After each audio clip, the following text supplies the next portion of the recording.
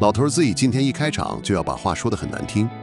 如果你點進這支影片，是因為你現在正陷入一種同時愛上兩個人，每天晚上輾轉反側，覺得自己快被內疚和撕裂感逼瘋的狀態，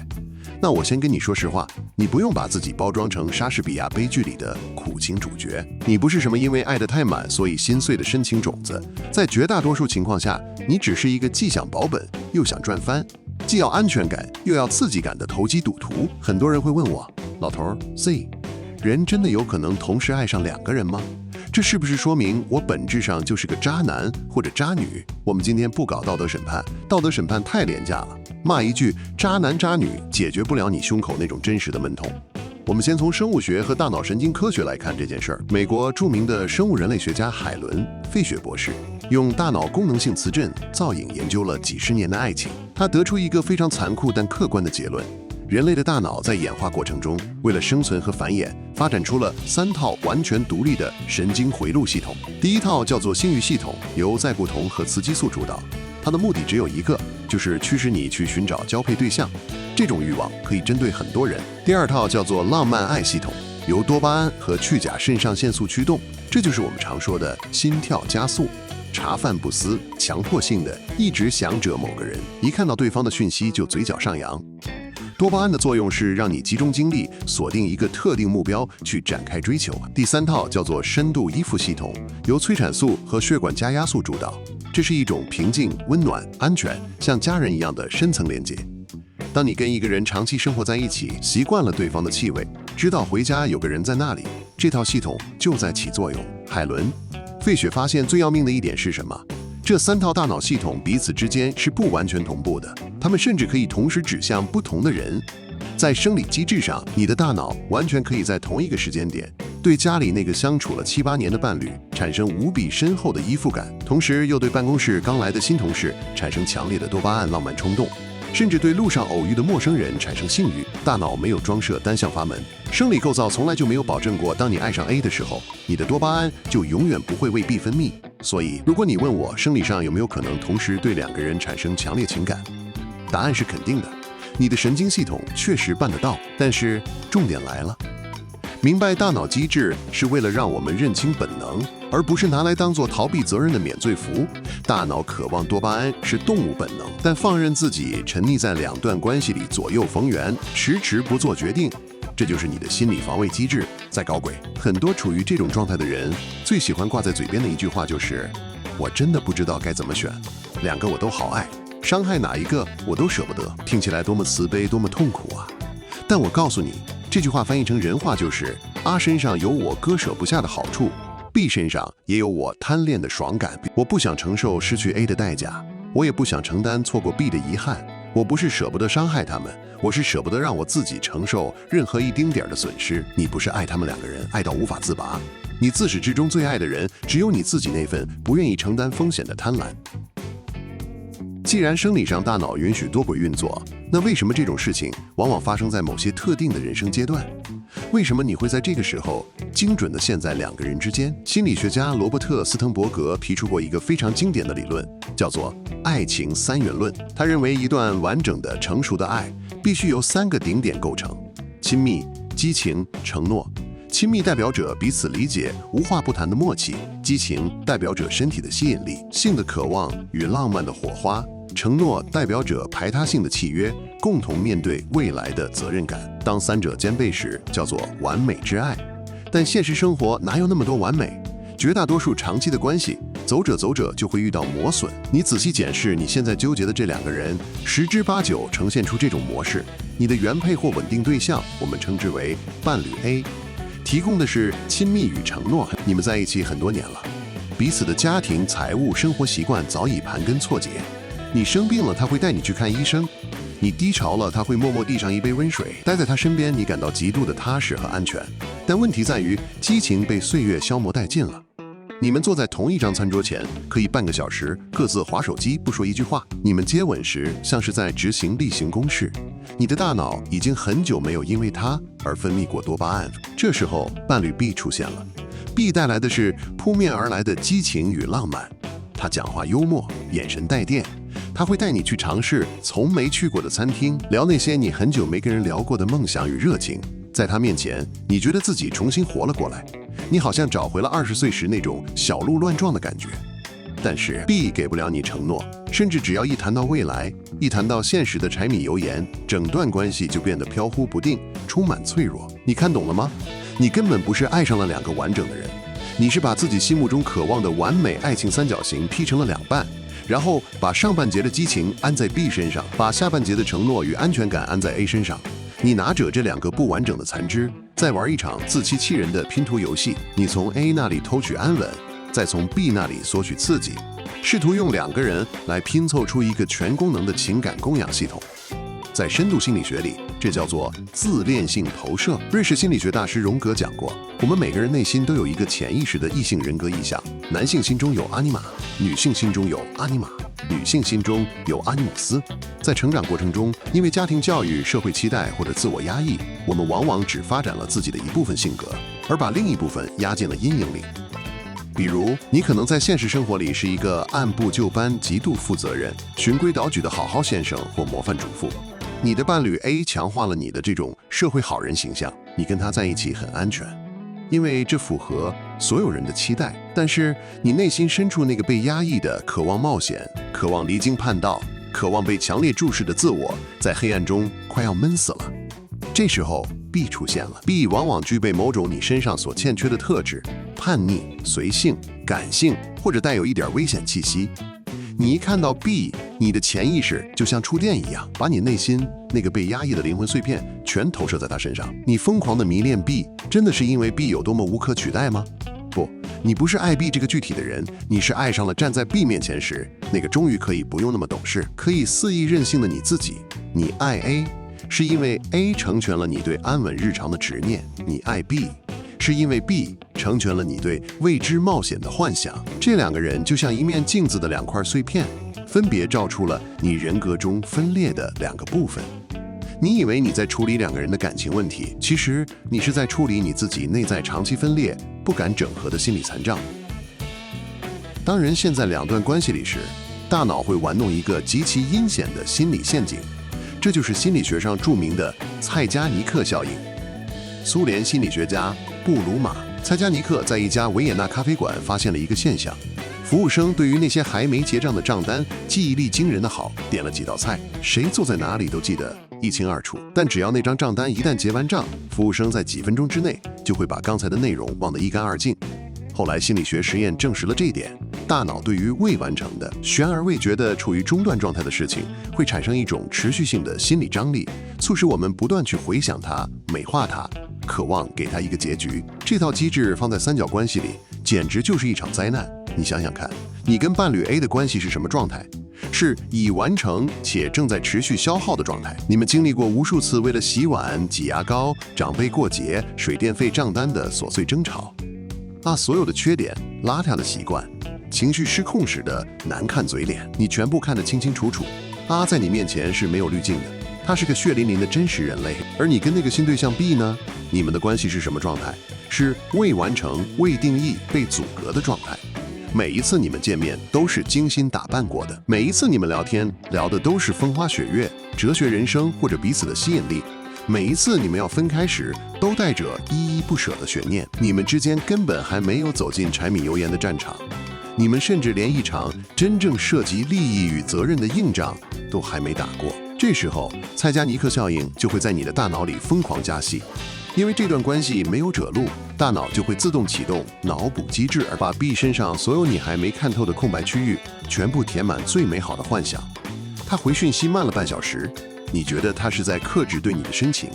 他偶爾流露出的憂鬱，你覺得他是身不由己的靈魂浪子。如果 A 做出同樣的事情，你早就一巴掌拍過去罵他不上心了。這就是心理學上的不對稱競爭。你拿着一個已經在泥濘裡替你負重前行10年的真實伴侶，去跟一個只在精緻櫥窗裡對你微笑的完美投射進行比較，這本身就是極度不公平且弱智的對比。老頭自己看過太多這種中年危機的案例，很多人最後終於下定決心拋棄了原本的伴侶，歷經千辛萬苦跟那個所謂的靈魂伴侶修成正果，搬進同一個屋檐下。結果呢，不出2年，多巴胺退潮了，未完成的懸念結案了。蔡加尼克效應消失了，那個當初讓你神魂顛倒，覺得可以為他放棄一切的靈魂伴侶，開始在客廳裡打呼，襪子亂丟，為了誰該去倒垃圾，跟你翻白眼。這時候你才如夢初醒，天啊，原來他不是什麼下凡拯救我的天使，他只是一個換了張臉的普通人。甚至更諷刺的是，到了那個時候，你腦子裡又開始想念起當初被你拋棄的前任 A 了，因為現在 A 變成了你人生中那個被中斷、帶有遺憾的未完成事件，你的大腦又開始回頭美化 A。如果你不明白這個心理機制，你換10個伴侶，永遠都會在得到後的幻滅與得不到的騷動之間輪迴，一輩子當大腦化學反應的提線木偶。我們不要只講抽象的心理學名詞，我們來看看那些在歷史上智商最高、對人性理解最透徹的人。當他們試圖同時擁有2段愛的時候，下場到底有多狼狽？我們剛才提到了心理學大師榮格，榮格這一輩子研究人類潛意識、研究靈魂整合，可以說是人類心靈的頂級專家了吧？但他自己在感情上就活生生上演了一出同時愛上2個人的荒謬大戲。榮格有一個結髮妻子叫艾瑪，艾瑪聰慧、富有、性格穩重，不只在財務上全力資助榮格的研究，還為他生了5個孩子，在生活和事業上給予他最堅實的後盾。但榮格覺得艾瑪太世俗，太缺乏對他深層神秘主義思想的理解，於是榮格在30多歲的時候愛上了他的女病人兼後來的心理學家薩賓娜，隨後又愛上了另一位年輕美麗、極具靈性深度的女學生托尼·沃爾夫。榮格是怎麼處理的？他沒有選擇。他仗着自己的才華和理論，居然向妻子艾瑪提出了一個極其自私的要求。他要求托尼每周固定有幾天來家裡跟他們一起吃飯，甚至參與他的家庭生活。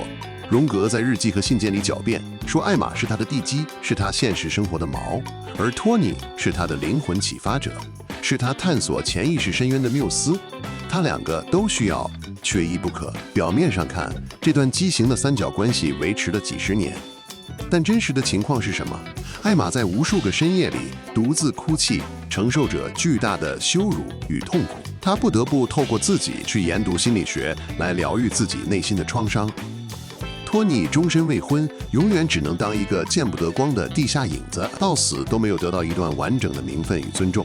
而榮格自己呢？他在自傳回憶《夢思考》裡，晚年充滿了嚴重的精神危機與內疚。在托尼去世時，他甚至因為社會眼光，連對方的葬禮都不敢出席。連榮格這種級別的心靈大師，試圖在現實中強行佔有2份愛，結果都只是製造了3個人的深層折磨，把原本神聖的親密關係變成了權力、自私與妥協的戰場。我們再看另一位大哲學家阿爾貝·卡繆。卡繆長得帥，文筆極好，拿到諾貝爾文學獎，是無數文青心中的存在主義男神。卡繆一輩子在不同女人之間游移，他最典型的狀態就是一邊對妻子弗朗辛抱有深厚的依戀與責任，一邊又與巴黎著名的女演員瑪利亞·卡薩雷斯維持着狂熱的地下戀情。卡繆在給2人的信件裡，情話寫得感人肺腑。他對妻子說，你是我生命中不可或缺的溫暖。他對情人說，只有在你懷裡，我才感到真正活着。結果是什麼？他的妻子弗朗辛因為長期承受丈夫的情感背叛與冷暴力，陷入了極其嚴重的重度憂鬱症，甚至從陽台上跳樓企圖自殺。雖然僥倖活了下來，但一生都在精神崩潰的邊緣掙扎。卡繆自己後半生被巨大的道德罪惡感吞噬，他在名作《墮落》裡寫下了極其尖銳的自我剖析，承認自己表面上是個主持正義的高尚知識分子，骨子裡不過是一個自私透頂、摧毀身邊所有愛他之人的自戀狂。你看，不管是心理學大師還是諾貝爾獎得主，當一個人試圖違背親密關係的本質，企圖用博愛2個都重要來包裝自己的貪婪時，劇本的走向從來沒有第2種可能，那就是你最親近的人被你撕裂，而你自己在漫長的自欺中徹底喪失了愛一個人的能力。講到這裡，大家可能會覺得老頭 Z 今天就是來道德說教的，就是要叫你們斬斷情絲，回歸家庭，做個道德模範。不，老頭 Z 現在要推翻自己前面講的部分觀點，我要帶你看進更深一層的人性真相。如果我們把同時對2個人產生情感連結這件事完全歸咎於道德敗壞，或者定義成一種心理疾病，這同樣是一種膚淺的逃避。老頭 Z 活到這個歲數，看過太多人性的拉扯。我必須客觀地說一句，一個人在漫長的一生中，心裡同時駐留着2種不同向度的渴望，這一點都不是病，這恰恰是人類作為複雜生物的必然宿命。你渴望安全，但你也渴望自由；你渴望被深度的秩序所保護，但你也渴望被野性的混亂所點燃。這兩種渴望在人性的天平上永遠在拉扯。當你遇到 A 點亮了你的秩序；當你遇到 B 點亮了你的混亂。你感覺自己愛上兩個人，其實是你體內的兩種生命力量在同時發出吶喊。承認這一點並不可恥，對另一個人產生心動，也不需要被判處道德死刑。那麼，真正的問題到底出在哪裡？真正的病根在哪裡？真正的病不是你大腦分泌了多巴胺，不是你心裡產生了心動。真正的病是现代人普遍患有一種叫做拒絕承擔、失去代價的嬰兒退行症。什麼叫嬰兒退行症？只有3歲的小朋友走進玩具店，才會指着變形金剛和樂高積木說：“媽媽，我2個都要，我通通不放手。”因為在嬰兒的幻想世界裡，世界是圍繞着他的慾望運轉的。他不需要知道資源是有限的，他不需要知道空間是有限的，他更不需要知道擁有一樣東西就必須放棄另一樣東西。但是一個成熟的成年人走進這殘酷的真實世界，他學會的第一個生存法則就是選擇的本質不是你得到了什麼，選擇的本質永遠是你願意為了你選擇的東西放棄什麼，並承擔什麼後果。你今天之所以卡在2個人中間，痛苦的要死要活，天天去算命，去抽塔羅牌，去上網搜尋，同時愛上2個人怎麼辦？你真的以為你在尋求解答嗎？你不是在尋求解答，你是在尋求一種有沒有不用付費的霸王餐可以吃的奇蹟。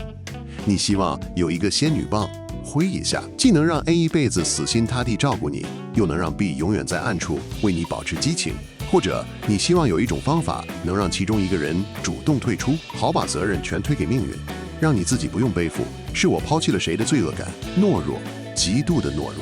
法國存在主義哲學大師薩特說過一句震撼人心的話：人是背叛自由的。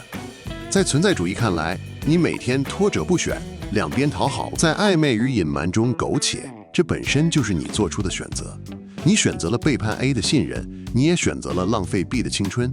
你更選擇了讓自己活成一個分裂、猥瑣、見不得光的膽小鬼。不要再拿我太感性、我太重感情來當借口了。真正重感情的人，寧可自己心如刀割去砍斷一條路，也絕不忍心把2個無辜的人拖在懸崖邊上陪他凌遲。你遲遲不做選擇，不是因為你愛得深，而是因為你根本沒有長成一個能夠為自己的人生負責的成年人。說到最後，這道題到底有沒有解法？如果現在這把火已經燒到你身上了，你到底該怎麼辦？老頭 Z 給你3劑清醒劑，如果你真想從這種精神泥沼裡爬出來，請你把這3句話刻在腦子裡。第1劑清醒劑，把目光從他們2個人身上移開，回到你自己到底是個什麼樣的人身上。不要再去拿着放大鏡比較 A 和 B 誰比較優秀，誰對你比較好，誰的條件比較適合結婚。這種比較是永遠沒有盡頭的市場買賣思維。社會學家弗洛姆在《愛的藝術》裡講得極其透徹。現代人最大的悲哀就是把愛當成了一個對象問題，以為只要找到那個對的商品，人生就幸福了。但愛從來不是對象問題，愛是一種能力問題。你今天會陷入這種分裂，核心原因是你內在的自我本身就是破碎的，你試圖用外界的2個人來拼湊你內在的空虛。你該問自己的問題不是 A 好還是 B 好，而是我到底想要過一種什麼樣的人生？我這輩子最核心的價值觀到底是什麼？如果你追求的是深度的生命同盟，是風雨同舟的義氣，是可以把後背交給對方的信任，那你就必須明白，激情的褪色是自然的規律。你該做的是跟你的伴侶一起在荒原裡重新開拓新的激情，而不是一遇到乾旱就去隔壁農田偷水喝。如果你發現你現在的穩定關係早就已經死亡，你們之間只剩下恐懼和習慣，而你真正渴望的是另一種生命形態，那你就堂堂正正地面对這個事實，該談分手談分手，該辦離婚辦離婚，把該賠償的、該承擔的代價一分不少地扛在肩膀上，然後乾乾淨淨地走進下一段人生。最骯髒的就是一邊享受着舊城堡的庇護，一邊在外面偷偷搭建新帳篷。第2劑清醒劑，主動給自己一場斷崖式隔離。如果你現在腦子一片混亂，老頭 Z 給你一個具體的心理學實操建議，同時離開他們2個人，徹底斷聯至少30天。不要見 A， 也不要見 B， 不要發訊息，也不要去偷看他們的動態。你在過去這段時間裡，大腦處於嚴重的情緒過載和神經遞質混亂狀態。多巴胺在拉扯你，催產素在綁架你，恐懼和內疚像噪音一樣塞滿了你的大腦。在這種中毒狀態下，你做出的任何判斷都是扭曲的。給自己1個月的時間，回到完全獨立的個體狀態，去經歷那個沒有任何人哄你，沒有任何人崇拜你，也沒有任何安全網托着你的純粹孤獨。當這1個月的化學退隱期過去，當那些戲劇性的多巴胺迷霧散開之後，你再看看你的心裡到底剩下什麼。很多時候，當你真正離開那個三角漩渦，你會驚訝地發現，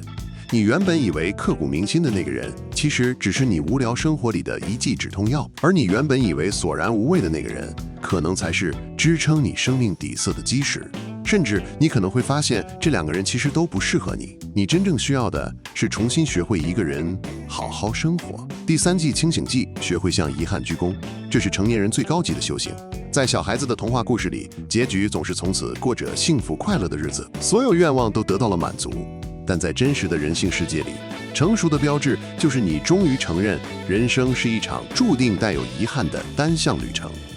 你選擇了安穩，你就必須學會耐得住漫長歲月的平淡與寂寞；你選擇了冒險，你就必須做好隨時可能摔得粉身碎骨、承擔動盪的心理準備。這個世界上不存在既有20年老夫老妻的默契與財富積累，又每天保持着初戀般的心跳與性張力。這種完美童話，那些試圖把所有好處佔盡的人，最後命運給他的懲罰，就是把他在乎的東西一件一件全部收回。敢於選擇，並且在做出選擇之後，對着被你放棄的那條路上絢麗的風景深深鞠一躬，然後轉過頭來，把所有的心力、深情與責任毫無保留地傾注在你選擇的這一條路上。這不叫無奈，這叫做尊嚴，這叫做一個中年人對生命的敬畏。最後，老頭 Z 想把這個問題留給熒幕前的你。如果你現在正站在這個人生的十字路口，你心裡最害怕失去的，到底是對方的愛，還是那個自私貪婪、不願長大的你自己？在底下留言區告訴老頭 Z 你的想法。如果你覺得今天這支影片像一記耳光把你打醒了，記得按讚、訂閱、開啟小鈴鐺，分享給那個身在局中還在自欺欺人的朋友。這裡是老頭子人生觀測站，我們下一期見。